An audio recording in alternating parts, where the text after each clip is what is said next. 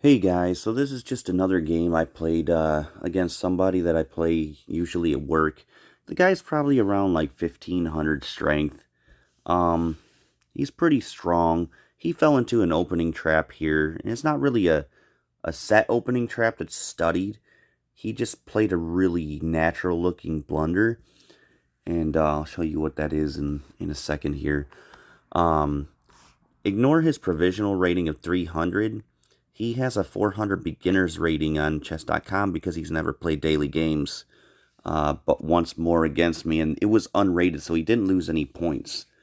So he's just got the provisional 400 rating, and he's actually much stronger than that. But that said, we're going to get started with the game, and I'll show you what happened. So play started with e4, c6, the Caro Kann defense. He played c3. He wants to play d4 and get a strong center. I played d5, just asking his e4 pawn a question, asking it, are you going to trade or are you going to advance? And he played queen to b3, and I don't know what his idea was here. He's probably trying to pressurize. He's putting pressure on b7, so should my bishop move away, which is normal in the Caro Kann, he would trap my rook with queen captures b7. So I'm assuming that's the idea. But it fails due to just me taking d captures e4. And it's just a clean pawn up. So he plays bishop to c4, and he's trying to attack my f7 square. But after the simple e6, I blunt the bishop's attack. And here he played a really natural-looking move, which was knight to e2. It's understandable. You're trying to get your pieces out into the game. And he doesn't really... It's not easy to see that after that move, I can play b5. And it actually traps his bishop. So now he's just down a clean piece at the beginning of the game. So he castles, and I take the bishop. He takes back, and then I try to trade queens, because I want to connect my pawns. If he goes queen captures d5, I'm just going to play... I'm going to play e captures d5, and I'll have all connected pawns again. And that will be great for me. So he doesn't want to trade queens because he's down material. You never trade queens when you're down material unless you have some kind of a mating attack from doing so. So he plays queen to a4, and he wants to put pressure on c6. So I just played, I ignored it, and I played bishop to a6. And the idea behind this was to pin the knight to the rook and to put mating pressure on, to put a cage around the king. Should the rook vacate f1 to e1, now my bishop is staring at the f1 square. And that's what he does. He plays rook to e1, and I follow up with bishop to d6, and I'm just aiming towards his king side at the h2 square. I'm going to try to line my knight, queen, and bishop up on it and just go for a mating attack. So he plays knight to d4, which is not really in the spirit of the position. He needs to kind of like blunt the attack of my bishop. He doesn't have any defense on the king side for his king now, and he doesn't have any pieces developed from his queen side to aid the king. So this is when I decided to play knight f6, and the idea was to go to g4 after queen to h5 and set up mating threats on h2. So he played d3, and I thought I was being really brilliant here, like the romantic period of chess, and I played bishop captures h2 check. They gave it a miss, but I'm going to give this a bad move because it just clearly drops the bishop. It's not easy to see how, but basically after queen to h5 check,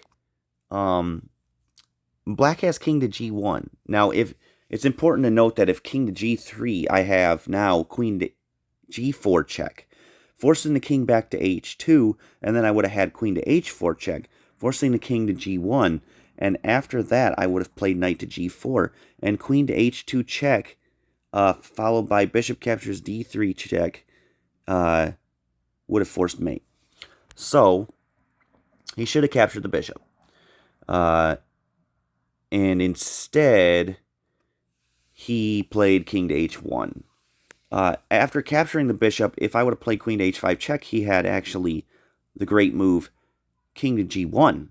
And I missed that after knight to g4, lining up on his king on h2, he had bishop f4. All his bases would have been covered, and he wouldn't have been so bad. Now, the evaluation is still negative 3.10 for me if he would have captured the bishop.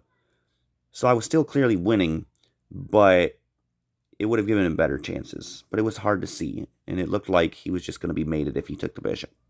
So he didn't take the bishop. I played queen to h5, setting up the nasty bishop to f4, bishop to g3 check, which would have forced mate. Via king to g1, which would have been forced, queen h2 check, king to f1 would have been forced, and important, do not let the king out of the net. First, we got to take away his escape square at e2, so we would have played bishop captures d3 check, and after rook to e2 to block, or knight to e2 to block, we had queen to h1 checkmate. So, he played knight captures c6, which was not really a good move, and it allows me to checkmate him in 4 moves. So, I kind of did what I said with that last continuation I explained. He should have played queen to d5, or not, queen to d5, queen to d1.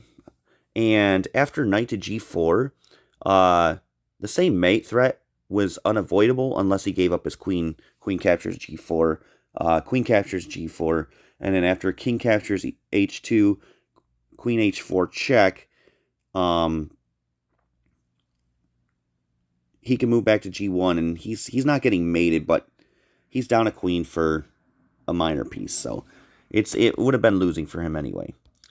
So I played bishop to f4 check, king to g1 was forced, like described earlier. I played queen to h2 check, forcing king to f1, and remember, important, take away his escape square at e2. This is what good players or decent players realize. Look for better than checks. Sometimes checks let the king out, and he would not have been checkmated. So queen to h1 check would have followed king to e2, and he would have gotten out of the mating net. But after bishop captures d3, my opponent resigned because he saw after rook to e2, queen h1 is just checkmate. So, like I said, he got a provisional rating of 300, and I got a provisional rating of 1300. I'm not 1300 strength. It's just because his provisional rating is so low that chess.com has a bias towards that. It just automatically assumes that that's their real rating, and so it gives you a provisional rating based on that. But no 1300 plays the way that with the long-term attacking plans that I did. So, but yeah, that was the game, and I had one brilliant move, one miss. I still call that a mistake that I played with bishop captures h2 check, but 10 best moves, one great move, one excellent move, one good move, and one book move. So it was like pretty much one of everything except for brilliant, inaccuracy, mistake, and blunder. So 84.4% accuracy. It would have been much higher had I not played bishop captures h2 check due to that oversight. But in any case, that was the game. I hope you guys enjoyed it. I'll talk to you soon.